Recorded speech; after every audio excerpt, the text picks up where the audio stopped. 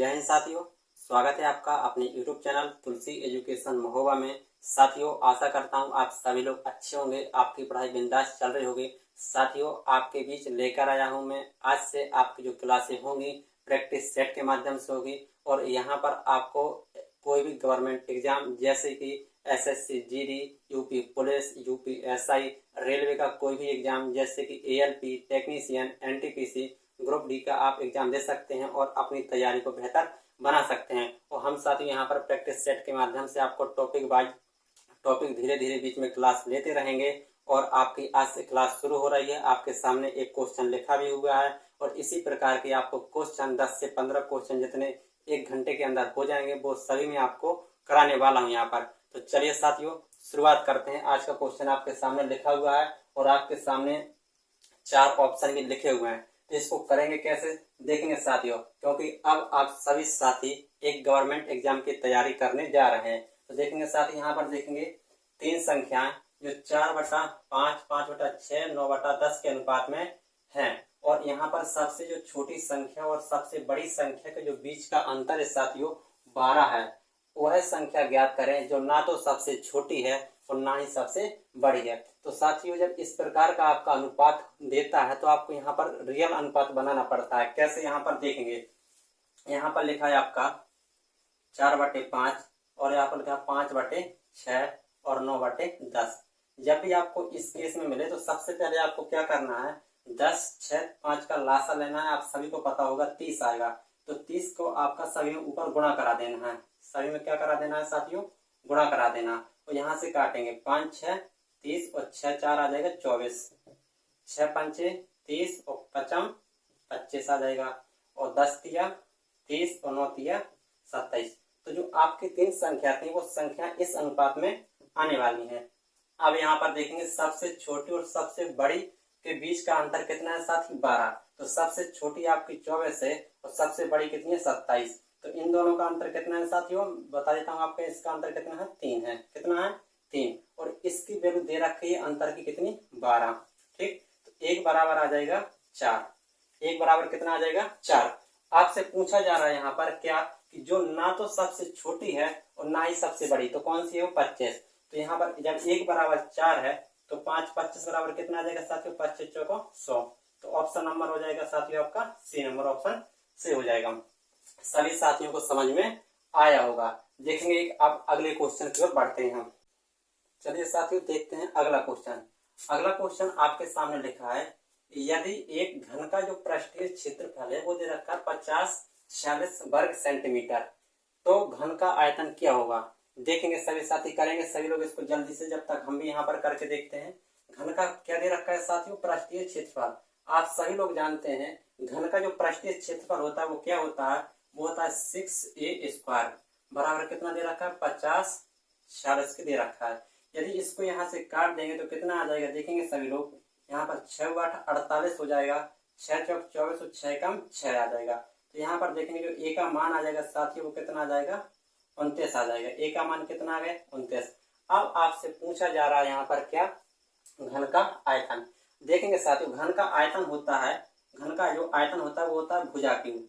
घन का आयतन क्या होता है, भुजाक्यूब। तो यहाँ पर देखेंगे हम 29, इसका गुणा करेंगे 29 गुणे 29। वैसे तो आप सभी को इसका घनमूल याद होना चाहिए। देखेंगे ऑप्शन से इसको कर सकते हैं। अगर लास्ट में गुणा करते हैं 9 एकम 9 81, 81 का गुणा 9 में करेंगे तो कन्फर्म में साथियों लास्ट में 9 आएगा। तो देखेंगे आपके 2 ऑप्शन तो यहाँ पर वैसे ही गलत हो जाएंगे। ठीक है, अब देखते हैं हम 2 ऑप्शन में क्या आएगा। तो देखेंगे यदि इसका गुणा कर देंगे तो ये आ जाएगा आपका 841 और फिर आपको गुणा करना है। तो यहाँ पर आप इसको गुणा कर सकते हैं। 9 एकम 9, 9 4 हो जाएगा 36, 3 9 8 72 और 3 आ जाएगा 75। ठीक है, इसका गुणा करते हैं तो 2 2 4 8 होता है और 2 8 16 आता है। तो कितना आ जाएगा, 9 6 2 8 8 5 13 7 6 13 और 1 आ जाएगा 14 और 2 हासिल, कितना आ जाएगा 24,389। तो ये ऐसा ऑप्शन कहाँ है, 24,389। आपका जी ऑप्शन राइट हो जाएगा। चलिए साथियों, जल्दी से नोट करेंगे, फिर देखते हैं एक अगला क्वेश्चन। हम देखेंगे साथी, नेक्स्ट क्वेश्चन आपके सामने लिखा हुआ है, जब एक गेंद कुछ ऊंचाई से गिरती है तो वह धरती से टकराकर उस ऊंचाई के 4/5 भाग तक उछलती है। यदि गेंद को 40 मीटर ऊंचाई से गिराया जाता है तो तीसरी उछाल में वह कितनी ऊंचाई तय करेगी, आपको बताना है। बहुत ही बेहतरीन क्वेश्चन है साथियों, सभी लोग करेंगे इसको 1 मिनट के अंदर, जल्दी से करेंगे सभी लोग। जब एक गेंद कुछ ऊंचाई से गिराई जाती है तो वह धरती से टकराकर उस ऊंचाई के 4/5 भाग तक उछलती है। यदि गेंद को 40 मीटर ऊंचाई से गिराया जाता है, देखेंगे सभी साथी यहाँ पर 40 मीटर ऊंचाई से, पहली उछाल कितनी थी साथियों, 40 मीटर थी, यहाँ से गिराई, वो कह रहा है 4/5 भाग तक उछलती है। जब इसको शुरुआत में गिराए गए 40 मीटर थी, पहली बार गिरी तो वो इतनी ऊंचाई तक गई, जब दूसरी बार गिरी तो फिर उसकी ऊंचाई इतनी गई, फिर तीसरी उछाल हुई तो कितनी ऊंचाई तक गई, इतनी ऊंचाई तक गई साथियों। ठीक है, अब देखेंगे यहाँ पर 5 से काटेंगे, 5 8 40 हो जाएगा, और ये कितना आ जाएगा साथियों, 64 आ जाएगा। 4 4 4 कितना आ जाएगा, 64, और गुणे आ जाएगा 8, और नीचे आ जाएगा 25। ठीक है, अब यहाँ पर आप अंदाजा लगा सकते हैं कि 25 तो नीचे 3 ऑप्शन में है, और करके देखते हैं। यहाँ पर 8 चौक 32 आ जाएगा, 3 हासिल, 8 6 48, 48 और 3 कितना आ जाएगा, 52। ठीक, और कितना आ जाएगा साथियों, यहाँ पर 48 3 51 आएगा साथियों, 48 3 51/25। अब देखेंगे यदि यहाँ पर भाग करते हैं हम तो कितना आ जाएगा, देखने सभी लोग, 25 दूना 50, 25 दूना कितना आ जाएगा, 50, 25 दूना आ जाएगा 50, और 25 दूना 50, 500 प्लस 12, तो ये आ जाएगा 20 सही, 12/25। ऑप्शन नंबर कहाँ है साथियों, ऑप्शन नंबर ए आपका सही हो जाएगा। देखेंगे सभी लोग फिर से एक बार समझेंगे। पहली उछाल कितनी थी, 40, और यहाँ पर कितनी ऊंचाई थी, 40 मीटर ऊंचाई थी। उछाल पहले ऊंचाई पर 4/5 भाग, और इतनी ही ऊंचाई की 3 छलांगे लगाई उसने, मतलब 3 बार ऊंचाई तक गई। तो यहाँ पर देखो 3 बार हमने ये कर दिया, और इसका काट पीट के गुणा भाग करके आंसर आ गया आपका कितना, 20 सही, 12/25। तो ऑप्शन नंबर ए हो जाएगा साथियों। सभी लोग जल्दी से इसको समझेगा। फिर एक अगले क्वेश्चन की ओर हम बढ़ते हैं। अब देखेंगे साथी, आपके सामने नेक्स्ट क्वेश्चन लिखा हुआ है, एक व्यापारी अपने माल पर इतना मूल्य अंकित करता है कि 10% छूट देने के बाद भी उसे 15% का लाभ होता है। यदि किसी वस्तु की लागत उसे 720 रुपए पड़ती है तो पूछ रहा है उसका अंकित मूल्य कितना होगा। देखेंगे सभी साथी, यहाँ पर छूट दी है, मैं आपको बता देता हूँ। यहाँ पर जो हमारी छूट दी जाती है वो MRP पर दी जाती है, और जो हमारा लाभ होता है वो क्रय मूल्य यानी कि CP पर होता है। तो इस अंकित मूल्य और CP का जब डिस्काउंट और प्रॉफिट का परसेंट दिया होता है तो वहां पर उनमें आपस में एक रेशियो बन जाता है। देखेंगे कैसे, यहाँ पर पहले यहाँ पर समझाते हैं, फिर इसको हम डायरेक्ट करेंगे, अगली क्लास में हम डायरेक्ट करेंगे। देखेंगे यहाँ पर पहले यदि हमने माना कि उसका जो MP था, MRP था, वो कितना था, MP था, और इसमें 10% की छूट दी, तो क्या साथी उसने 90% पर बेचा होगा।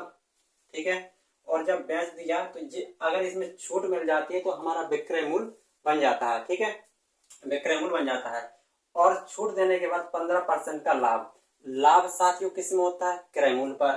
ठीक है, जब उसमें CP पे क्रय मूल्य पर लाभ दे देते हैं 115 का, तो वो हमारा विक्रय मूल्य बन जाता है। मतलब यहाँ पर ये है, यदि डिस्काउंट देने पर, कहने का मतलब MRP में डिस्काउंट देंगे तो वो हमारा विक्रय मूल्य, और क्रय मूल्य में लाभ ऐड करेंगे तो हमारा विक्रय मूल्य। तो यहाँ पर जो दोनों विक्रय मूल्य आपस में क्या हो गए, बराबर हो गए। तो देखेंगे यहाँ पर 15%, तो परसेंट से परसेंट कट जाएगा साथियों। देखेंगे यहाँ पर जी 90 CP के साथ आ जाएगा, और जी 115 इस MP के साथ आ जाएगा, इसका रेशियो बन जाएगा। तो देखेंगे कितना आ जाएगा, MP/CP का जो अनुपात आ जाएगा 115 और 90 आ जाएगा। यदि इसको काटते हैं साथियों, देखेंगे 5 से काटेंगे तो आ जाएगा 23, और 5 से काटेंगे तो आ जाएगा 18। जी MP और CP का अनुपात आ गया। फिर यहाँ पर पूछ रहा, कह रहा लागत उसे 720 पड़ती है, यानी कि आपका क्रय मूल्य दे रखा कितना, 720, आपका क्रय मूल्य कितना है 18। तो यहाँ पर आ जाएगा 18 बराबर आ जाएगा 720 के, तो 1 बराबर आ जाएगा 18 चौक 72, 40 के। आपको बताना है अंकित मूल्य, अंकित मूल्य कितना है 23, तो 1 बराबर 40 के, तो 23 बराबर कितना होगा, 23 चौको होता है साथियों आपका 92, 920 रुपया। अंकित मूल्य कितना होगा साथियों, 920। ऑप्शन नंबर ए आपका राइट हो जाएगा। सभी लोग जल्दी से देखेंगे इसे। फिर चलते हैं एक अगले क्वेश्चन की ओर। देखिए साथियों, आपके सामने नेक्स्ट क्वेश्चन लिखा हुआ है कि एक धनराशि पर साधारण ब्याज उस राशि का 8/25 है। यदि वर्षों की संख्या प्रति वर्ष की दर से आधी है तो आपसे यहाँ पर प्रति वर्ष दर क्या होगी, आपसे यहाँ पर रेट ऑफ इंटरेस्ट पूछा जा रहा है। यहाँ पर सभी लोग समझेंगे, आप लोग अपनी कॉपी में करेंगे सभी लोग जल्दी से। यहाँ पर देखेंगे, कह रहा है यदि वर्षों की संख्या प्रति वर्ष की दर से आधी है, हमने प्रति वर्ष को माना टी और आर हमने माना आर। अब समझेंगे साथी, यहाँ पर यदि जो रेट ऑफ इंटरेस्ट है वो हमारा आर ही है, तो जो समय है वो आर का कितना है, आधा है। ठीक है साथी, यहाँ पर समझना अच्छे से। यदि रेट ऑफ इंटरेस्ट हमने आर ही माना तो समय क्या है, उस दर का आधा है। ठीक है, और यहाँ पर देखेंगे जो साधारण ब्याज है वो उस राशि का 8/25 है। यदि आपकी राशि कितनी है, 25 है, तो ब्याज कितना है साथियों, 8। आप सभी को याद होगा जो SI बराबर होता है वो होता है P/R/T होता है। ठीक है, बटे 100 होता है। आप सभी को इतना पता होगा। यदि ब्याज कितना है साथियों, 8 है, कितने में से, 25 में से, तो समय कितना है साथियों आपका T। ठीक है, हो जाएगा R/2 और रेट ऑफ इंटरेस्ट पहले से कितनी है, R है, और बटे में आ जाएगा 100 आ जाएगा। ठीक, अब देखेंगे यहाँ पर काटेंगे, 25 से 100 कटेगा, 25 चौको 100, 4 दूना 8, 8 दूना 8 हो जाएगा 64, और यहाँ पर आ जाएगा R²। 4 दूना 8 और 8 64 और जो R²। तो यहाँ से जो R का मान निकल के आ जाएगा वो आ जाएगा 8%। तो रेट ऑफ इंटरेस्ट क्या थी साथियों, 8%। इसका ऑप्शन नंबर डी हो जाएगा। यदि आपसे यहाँ पर टाइम पूछा जाता तो इसको आधा कर देते, 8/2, कितना आ जाता, 4। लेकिन आपसे क्या पूछा, रेट ऑफ इंटरेस्ट पूछा, तो ऑप्शन नंबर डी आ जाएगा साथियों। अब चलते हैं अगले क्वेश्चन की ओर। देखेंगे साथियों, आपके सामने नेक्स्ट क्वेश्चन लिखा हुआ है। यदि ए, बी तथा सी एक ही समय एक वृत्ताकार स्टेडियम में एक बिंदु से एक ही दिशा में 12 किलोमीटर प्रति घंटा, 15 किलोमीटर प्रति घंटा और 18 किलोमीटर प्रति घंटा की गति से दौड़ना शुरू करते हैं, यदि स्टेडियम की परिधि 4 किलोमीटर है, जब सभी व्यक्ति एक दूसरे से जब शुरुआती बिंदु पर मिलते हैं तो उस समय तक बी द्वारा लगाए गए चक्रों की संख्या क्या होगी। तो सभी साथी यहाँ पर देखेंगे इस प्रकार के क्वेश्चन को करते कैसे। देखेंगे यहाँ पर सभी लोग, जैसे मान के चले आपके सामने जो एक वृत्ताकार बना है, ठीक है, और जे यहाँ से चलना शुरुआत करते हैं। अब एक जाता है 12 की स्पीड से जाता है, 12 किलोमीटर प्रति घंटा, और एक जाता है 15 किलोमीटर प्रति घंटा, 15 किलोमीटर प्रति घंटा, और एक जाता है 18 किलोमीटर प्रति घंटा। जिसकी चाल ज्यादा होगी वो आगे निकल जाएंगे। मान के चलो यहाँ से जे कहीं मिलेंगे, फिर मिलेंगे, फिर मिलेंगे। तो ऐसे आपसे पूछा है कि शुरुआती बिंदु पर मिलते हैं तो उस समय तक, जब मिलते हैं तो उस समय तक बी द्वारा लगाए गए चक्कर कितने, बी ने कितने चक्कर लगाए जब भी एक साथ मिले। इस पूरे स्टेडियम की परिधि कितनी है साथियों, 4 किलोमीटर, 4 किलोमीटर। आप देखेंगे यहाँ पर जब ए दौड़ा तो ए को कितना समय लगा, 4 किलोमीटर दौड़ने में 12 की स्पीड से इसको इतना समय लगा। ठीक है, अब बी को देखते हैं, जब बी दौड़ा तो 4 किलोमीटर 15 की स्पीड से दौड़ा तो इसको इतना समय लगा। और जब सी को देखा हमने तो जिसने भी 4 किलोमीटर और किसी चाल से 18 की चाल से गया तो इसको इतने समय लगा। ठीक है जी, यहाँ उनके ABC सभी का क्या आ गया, टाइम आ गया। ठीक है, अब यहाँ पर हम क्या करते हैं, देखेंगे यहाँ पर लिख लेते हैं 4/12, 4/15 और 4/18। ये हमारे तीनों के समय आ गया है। तो अब हम यहाँ पर क्या करते हैं, समय का लेते हैं लासा। समय का जब लासा लेंगे तो देखेंगे ऊपर का लासा तो आ जाएगा 4 और नीचे का मासा आ जाएगा 3। तो यानी कि इस समय के यदि हमने लासा लिया है तो कितना आया, 4/3 आया। और 4/3 में बी द्वारा लिए गए समय से भाग कर देंगे, कितना आ जाएगा, 4/कितना आ जाएगा, 15, 4/15। तो यहाँ पर जो कैंची गुणा अंदर अंदर बाहर बाहर गुणा हो जाएगा। देखेंगे आ जाएगा 4/3 और आ जाएगा 15/4 आ जाएगा। आप यहाँ पर डायरेक्ट भी कर सकते थे, देखेंगे 4 से 4 कट जाएगा और 3×5 = 15। तो इतने समय में बी द्वारा लिए गए चक्रों की संख्या कितनी हो जाएगी साथियों, 5। ऑप्शन नंबर ए हो जाएगा। सभी साथियों को समझ में आ गया होगा।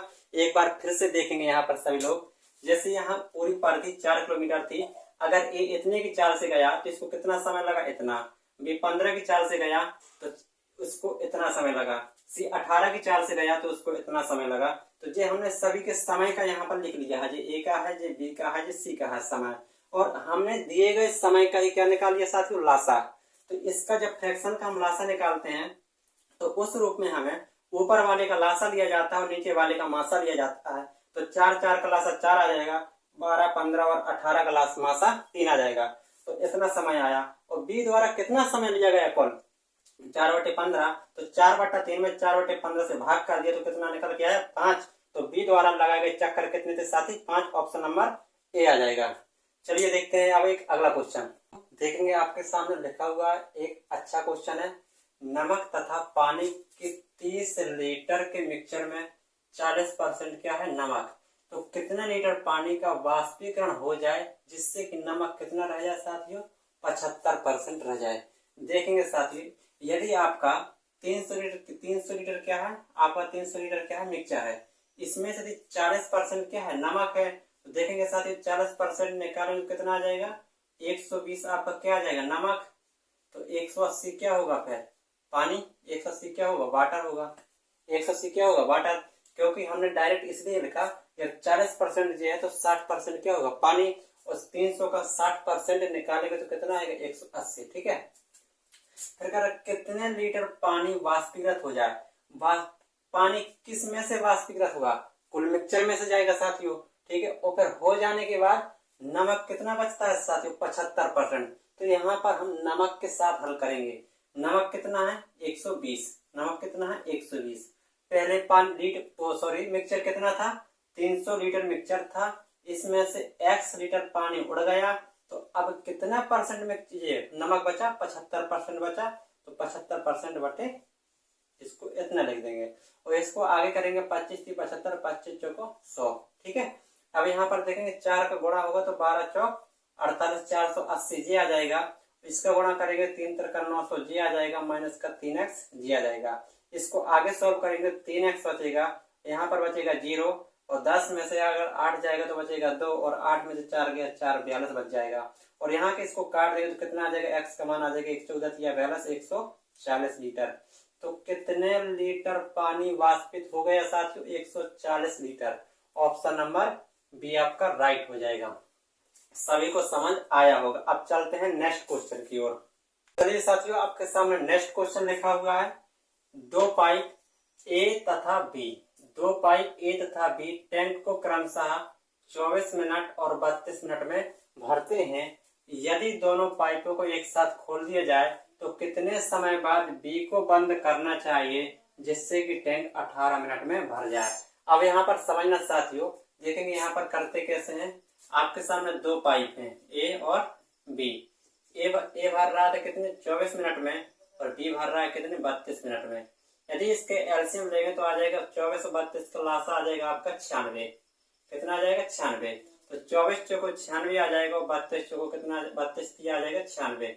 यानी कि ए की क्षमता 4 है और बी की क्षमता कितनी है 3 है। ठीक है, और टैंक कितने का 96 का है, 96 लीटर का जो भी हो आयतन में। ठीक है, वो कह रहा है पाइप को एक साथ खोला जा रहा है और कितने समय बाद बी को बंद करना है कि टैंक 18 मिनट में भर जाए। यानी कि 18 मिनट में भर गया टैंक और बी को बंद किया गया है तो कितने समय तक बी चला है आपसे ये पूछा है। तो यानी कि 18 मिनट लगातार आपका ए चला है। तो यदि 4 की क्षमता के हिसाब से 18 मिनट में ए ने कितना भाग भर दिया 72 भर गया। अब बचेगा कितना, यदि इसको घटाते हैं तो देखो कितना बचेगा 6 में से 2 जाएगा 4 और 9 में से 8, 9 में से 7 गए कितना बचा 2। इस 24 भाग को कौन भरेगा बी भरेगा, क्योंकि 18 मिनट तक लगातार ए चला है। तो ए की क्षमता 4 थी तो 18 मिनट में कितना भर दिया उसने 72 भर दिया। 96 भरना था, बचा कितना भरने को 24 और 24 को कौन भरेगा अब बी भरेगा।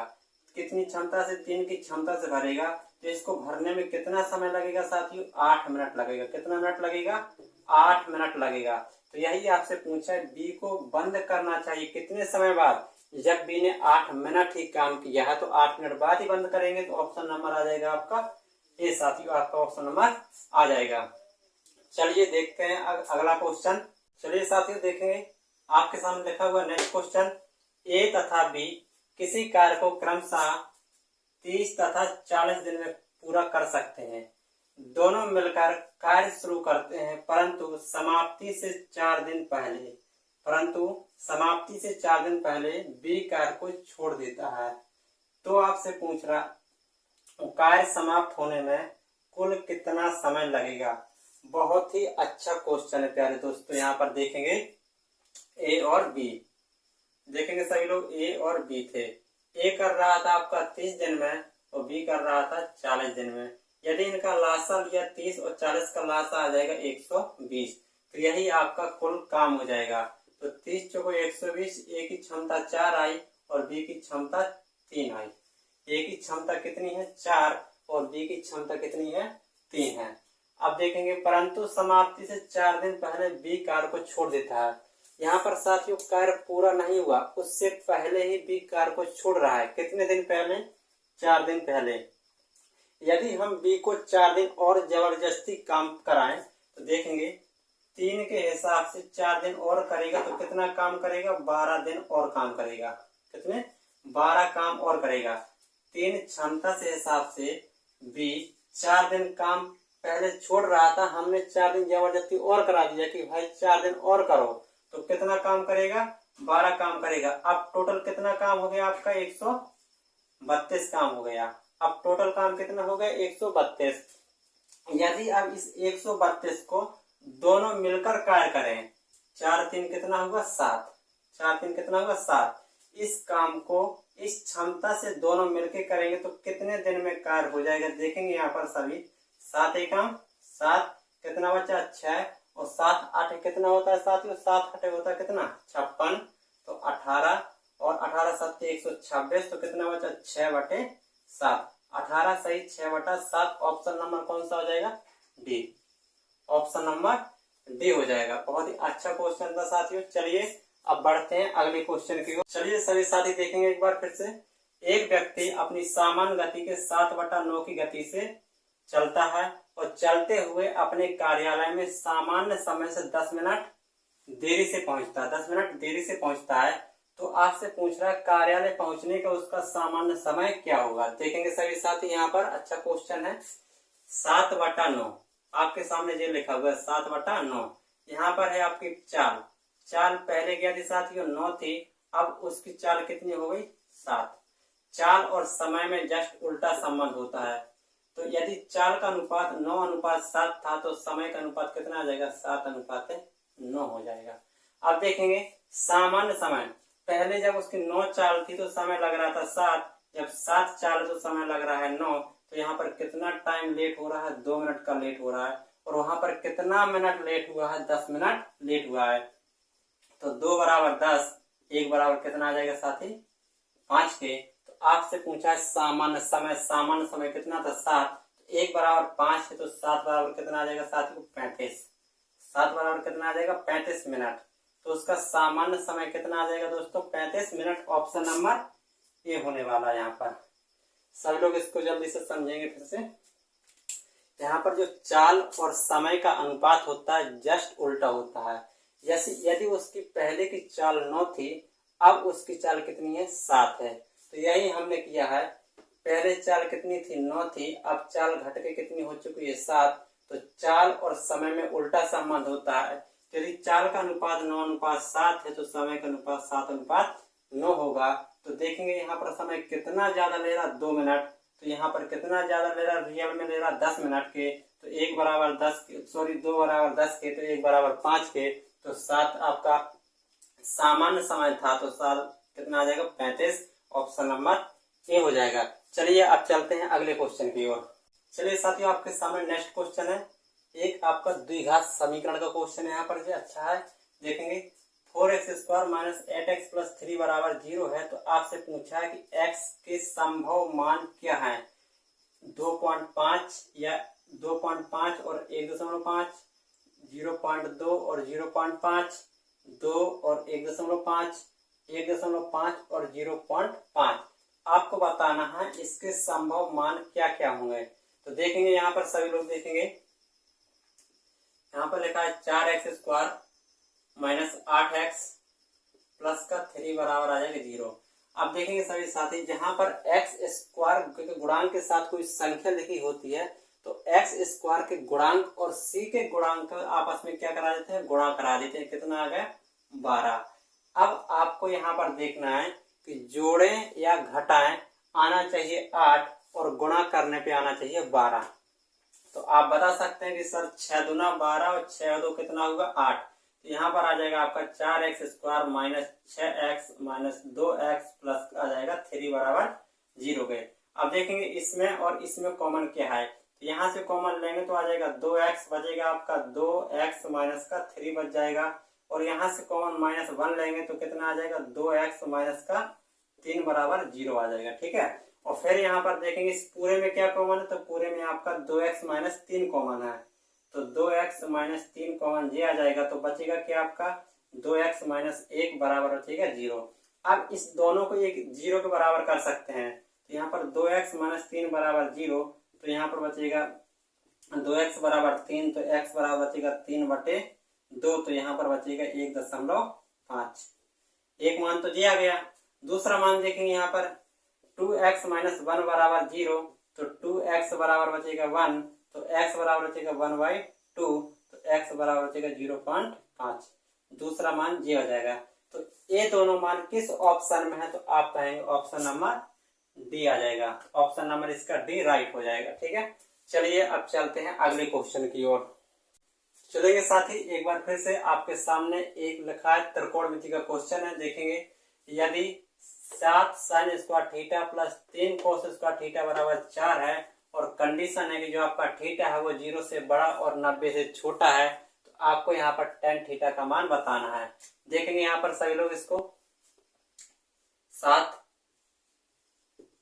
sin स्क्वायर थीटा, देखेंगे इस 3 ओनली cos स्क्वायर थीटा वो देखेंगे, cos स्क्वायर थीटा को लिखेंगे 3 1 minus sine square theta, 1 minus sine square theta बराबर आ जाएगा 4। cos स्क्वायर थीटा को लिखा हमने 1 माइनस साइन स्क्वायर थीटा। आगे देखेंगे 7 साइन स्क्वायर थीटा प्लस इस 3 का अंदर गुणा करा देंगे, तो 3 माइनस 3 साइन स्क्वायर थीटा बराबर आ जाएगा 4 के। देखेंगे यहाँ पर अब 7 साइन स्क्वायर थीटा में से 3 साइन स्क्वायर थीटा घटेंगे तो बचेंगे आपके 4 साइन स्क्वायर थीटा, और देखेंगे इस 4 में से प्लस का 3 घट जाएगा तो यहाँ बचेगा 1, तो यहाँ पर आ जाएगा आपका साइन स्क्वायर थीटा बराबर आ जाएगा 1/4। तो यहाँ पर इसका अगर वर्गमूल हटा देंगे तो साइन थीटा बराबर आ जाएगा आपका 1/2, और साइन थीटा में 1/2 किसका मान होता है, तो थीटा इक्वल आ जाएगा आपका 30। 1/2 किसका होता है, 30 का होता है, आप सभी को पता होगा। तो अब हमें बताना है tan थीटा। तो थीटा बराबर कितना निकाल लिया साथियों, हमने थीटा बराबर निकाल लिया 30, थीटा बराबर निकाल लिया 30, तो tan 30 में कितना का मान होता है 1/√3 का मान होता है। तो ऑप्शन नंबर आ जाएगा आपका ए, ऑप्शन नंबर राइट हो जाएगा। चलिए अब बढ़ते हैं अगले क्वेश्चन की ओर।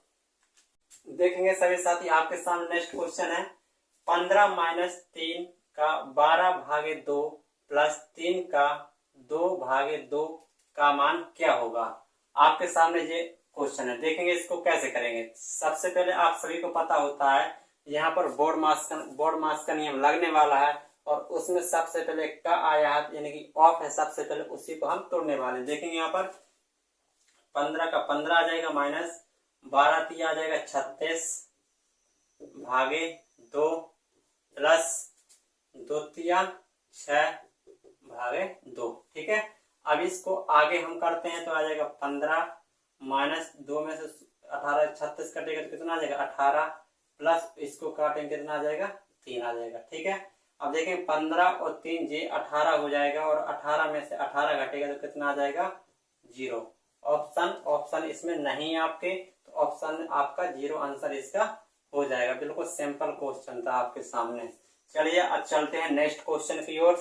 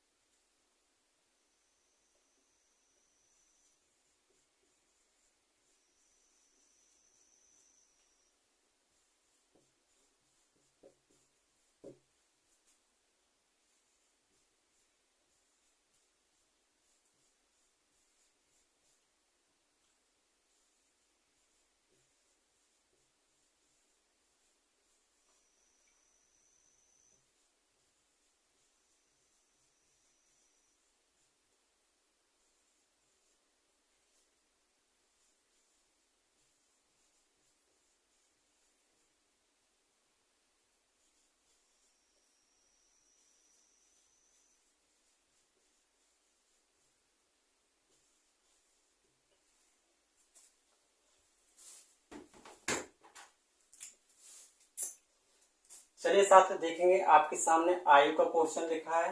दो व्यक्ति पी और क्यू की जो आयु का अनुपात है 5:7 है। ठीक है, 8 वर्ष पहले पी और क्यू की आयु का अनुपात 7:13 था। 8 वर्ष पहले, यहाँ पर देखेंगे 8 वर्ष पहले, 8 वर्ष पहले पी और क्यू की जो आयु का अनुपात कितना था 7:13 था। ठीक है, अब आ गए हम वर्तमान में। तो वर्तमान में इसकी आयु का अनुपात कितना है 5:7 है। एक बात ध्यान देंगे सभी लोग, यहाँ पर इसका हम ऑप्शन से भी डायरेक्ट कर सकते हैं। कैसे? क्योंकि यहाँ पर जो भी ऑप्शन होगा, वो जो भी आंसर होगा, इनका मल्टीपल होगा। देखेंगे क्रमशः लिखा हुआ है, तो क्रमशः देखेंगे। यदि 5 से काटते हैं तो पहला वाला तो 5 से कटेगा नहीं, क्योंकि दूसरा वाला 7 से नहीं कट रहा, तो ये ऑप्शन तो आपका होगा नहीं। ठीक है, यदि हम इसको चेक करते हैं 5 या 15, 7 से 21 कट जाता है। इसको चेक करते हैं 5 से 12 नहीं कटेगा और 7 से 13 नहीं कटेगा, तो ये ऑप्शन भी आपका नहीं होगा। इसको चेक करते हैं तो 5 चौको 20 और 7 चौको 28, ये हो सकता है। अब आपके बचे 2 ऑप्शन, तो अब आपको यहाँ करना ही पड़ेगा बेसिक से। ठीक है, 8 वर्ष पहले इतनी थी, वर्तमान में इतनी। देखेंगे इनका अनुपात का अंतर कितना है। देखेंगे सभी लोग, यहाँ पर 7 से 5 घट गया और 13 से 7 घट गया। ठीक है, क्या बराबर अंतर है? इन दोनों का अंतर बराबर नहीं है साथियों। ठीक है, तो इसका अंतर हम बराबर करेंगे। कैसे? इन दोनों का अंतर देखो कितना है 2, और इसका अंतर कितना है 7 6 13। ठीक है, 6। अब क्या करेंगे, इस 2 का गुणा इसमें कर दो पूरे में, और इस 6 का गुणा इसमें कर दो पूरे में। ठीक है, तो कितना आ जाए देखेंगे, 7 दूना 14 और 13 दूना 26। ठीक है, और ये कितना आ जाएगा 6 पंचे 30, 6 पंचे 30, और ये आ जाएगा आपका 7 6 42। ठीक है, ये आ जाएगा। अब देखेंगे यहाँ पर 14 से 30 कितना बढ़ गया साथियों 16। ठीक है, और 26 से 42 भी कितना बढ़ गया